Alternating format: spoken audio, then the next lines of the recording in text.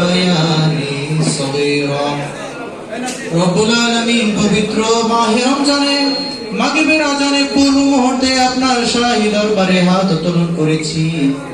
মেহেরবানি করে আপনি আমাদের হাত দুখানা কবুল ও মঞ্জুর করিয়া নেন।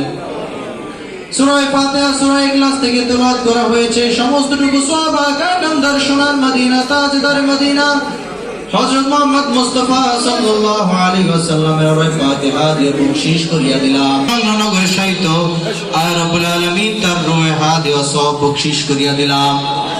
আর রব্বুল আলামিন গণতন্ত্রের মা সাবেক তিনবারের প্রধানমন্ত্রী নেত্রী বেগম খালেদা জিয়া তিনিও তার স্বামীর পাশে সেরে বাংলানগরে শায়িত হয়ে গিয়েছে।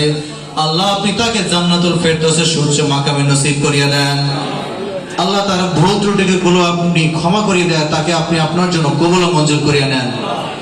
রব্বুল আলামিন বিএনপির মাননীয় চেয়ারম্যান, গণপ্রজাতন্ত্রী বাংলাদেশ সরকারের মাননীয় প্রধানমন্ত্রী দেশনায়ক তারেক রহমান তিনি প্রধানমন্ত্রীর আসনে অলংকৃত হয়েছেন।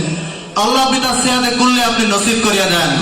তিনি যেন দেশের মানুষের কল্যাণের জন্য যেন হাত ধরতে পারে সেই তৌফিক দান করিয়া দেন।